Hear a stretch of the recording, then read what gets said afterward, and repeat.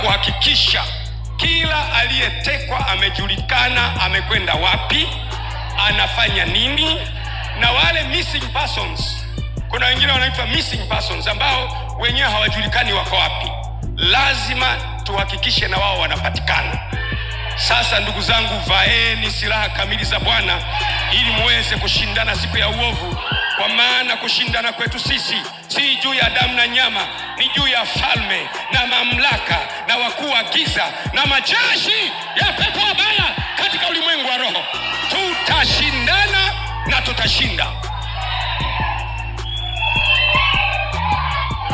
It is in this time we refuse abductions in our country, disappearances in our country.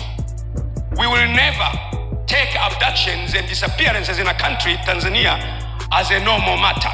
We refuse to do it.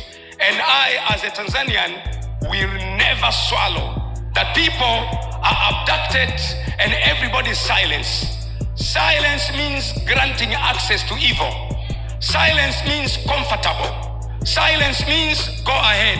I refuse to be silenced. I refuse to be silenced. I refuse to be silenced. Hebu sema kwa sauti, Tanzania ni yetu sote. Sema Tanzania kwanza, yeyote yule na wowote wale na lolote lile linafuata baadaye. Ushauri wangu mwingine ukawa, kwa mfano ikiwa, narudia tena ikiwa, sema ikiwa, kwa sababu watekaji wengi hawa hawajapatikana, na mimi nikasema mimi haiwezekani watekaji wawe vyombo vya dola. Nikasema watekaji sio polisi, kwa sababu polisi hawezi kwenda kumchukua mtu mahali na akajitambulisha polisi alafu mtu huyo akaokotwa ametupwa boda. Kuna yule yule kaka wa Kenya Boniface Mwangi, kuna yule dada wa Uganda kaka Boniface Mwangi wa Kenya, na yule kaka dada wa Uganda yule Agatha Tuhaile. Haiwezekani, wale si polisi. Polisi wa kwetu ni competent. Sema tena competent. Wale sio idara ya usalama. Idara ya usalama ya kwetu ni competent. Wala sio jeshi la wananchi, wala sio magereza, wala sio uhamiaji. Sio.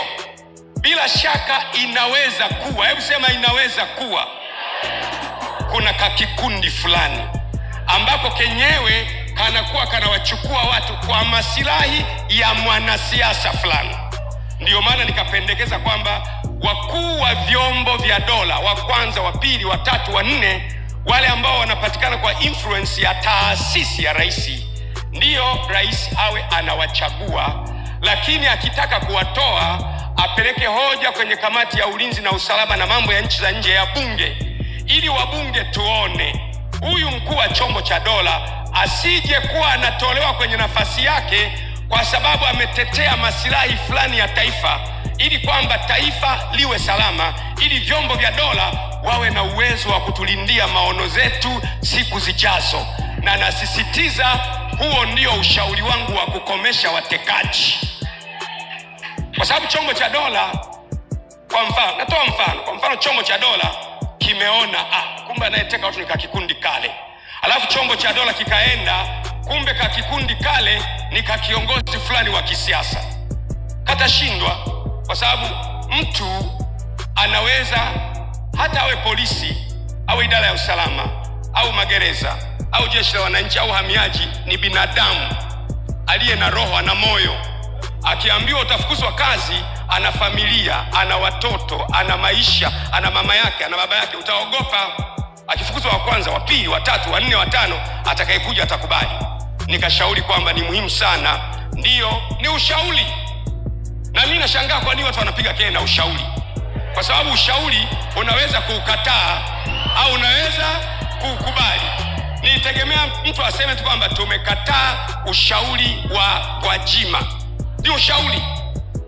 Ni ushauri. Aseme tumekataa ushauri wa Gwajima, simple. Na ukiukataa ushauri wangu, mimi nimetumwa na Mungu kwenye hii nchi. Na safari hii ndio mtajua kwamba Mungu amenituma.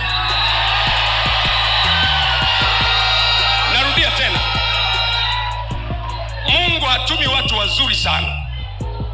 Hatumi watu wenye sura nzuri sana, hatumi watu wanaovutia sana. Mungu anatuma watu kama anavyopenda yeye mwenyewe, na anatuma kwenye nchi kwa ajili ya makusudi yake ya milele.